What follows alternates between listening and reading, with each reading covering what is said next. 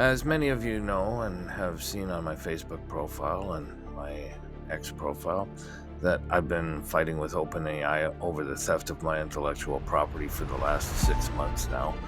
I went to city police, the RCMP, CSIS, the NSIRA, and you know, after review and running all 6 months of my emails through the AI, the analysis came back that not once did anybody at any level of law enforcement or government say anything about my criminal charges, all 19 of them, all under the Criminal Code of Canada, nor did they say anything about the theft of my intellectual property, its recovery or protection, nor did they say anything about my civil rights, human rights, charter rights, constitutional rights, or anything else being violated.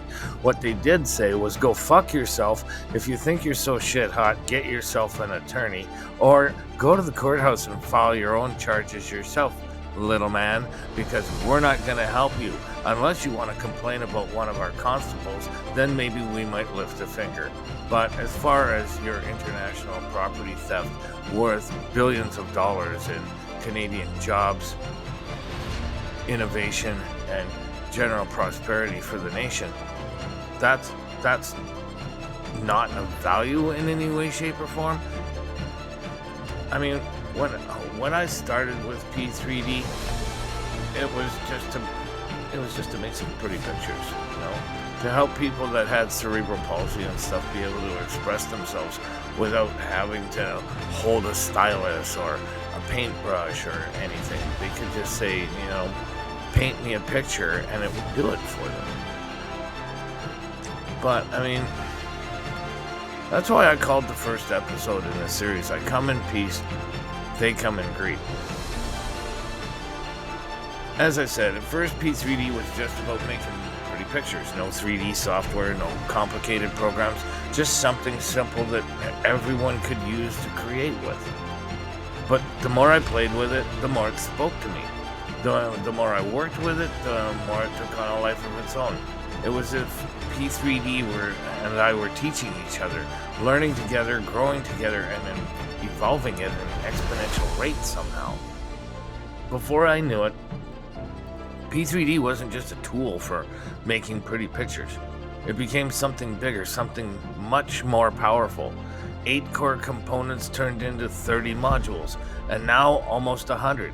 It wasn't just software anymore. It was a platform for innovation across multiple industries, a tool that could revolutionize entire industries and sectors. Everything in science I heard of, new developments, new discoveries, it all fed back into P3D. Every time there was something new, I made hybrid modules to integrate these advancements into the system. That's the beauty of P3D. It's not just about creating images or running simulations. It's about integrating knowledge, pushing boundaries, and standing at the forefront of innovation.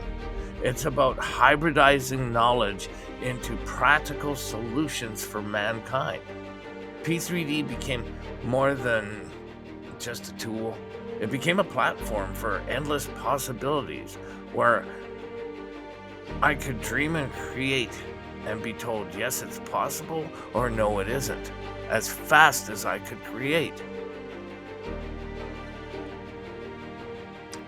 And then came the integration of CFDs, computational fluid dynamics, and with that, the dawn of P3D innovations.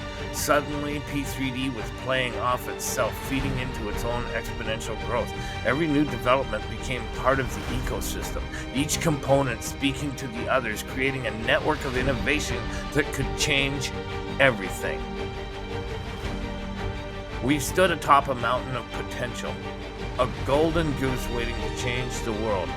But then came the chains, tech giants, industry leaders who didn't understand P3D, who didn't see its potential. Instead of collaboration, instead of working with me to take this innovation to the next level, they sought to take it, control it, and imprison it. They saw only what they could gain, and in their greed, they robbed the world of P3D's potential to save the environment and reverse global warming. Yes, you heard me correctly. And I reached out to these companies with a simple offer.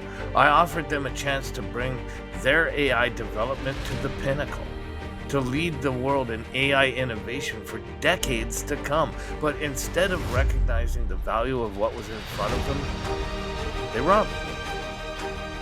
They took what they wanted, leaving me to fight this battle alone. And what's worse, the police and governments, both in the US and Canada, have condoned this theft. They've turned a blind eye to what's happening, leaving me to fend for myself. This isn't just a story about technology, you guys. This is a story about the fight for justice. The fight for justice that many of you fled oppression in order to find in Canada. The kind of freedom that 2 generations of my family fought world wars to see to it that you could come and find a better life free of oppression and dictatorship. So this is about standing up for what's right even when the world turns its back on you. It's about challenging the system, speaking out against the greed and corruption that keeps innovation shackled. So I ask you again, what would you do if your life's work was stolen? Would you fight? Would you stand up? Because that's what I'm doing. My entire life I've tucked my tail between my legs and said karma will get them one day, but one day never comes. And this fight isn't just about me. It's about every inventor, every innovator, every person who's been taken advantage of by a system that protects the powerful. Coming up on October 28th, as I look ahead to the 28th of October, I'm ready to see if the system will finally wake up. Will justice hear me, or will they stay blind and silent to the truth? After 6 months of battling, I finally got something powerful. A WMD in the weapons locker, so to speak, anyway. Will justice act, or will it continue to be deaf, dumb, blind, castrated by the powerful few? I'm talking to you, Danielle Smith, after 30 emails, a meeting at Klondike Days breakfast, and you telling me you needed a couple of days to evaluate the charges. Well, I don't know about your calendar and your world, but more than a couple of days have passed since the Klondike Days breakfast. Oh, and people, don't forget, tomorrow's my 60th birthday, and I'll be celebrating it with a 2-part episode called Torpedo Off the Port Bow. Part 1 is my attempt to file a criminal complaint against Chief McPhee, the Professional Standards Branch, and Edmonton City Police. And Part 2 will be the discussion when I return from the station. Will justice prevail, or will it remain silent? In closing, I want to thank you all for listening to this first episode of Just Us for Justice. This has been me, myself, and I Productions saying I couldn't be more grateful to have you here as part of this fight. Tune in next time, because together we'll keep pushing for justice. Or it's just us.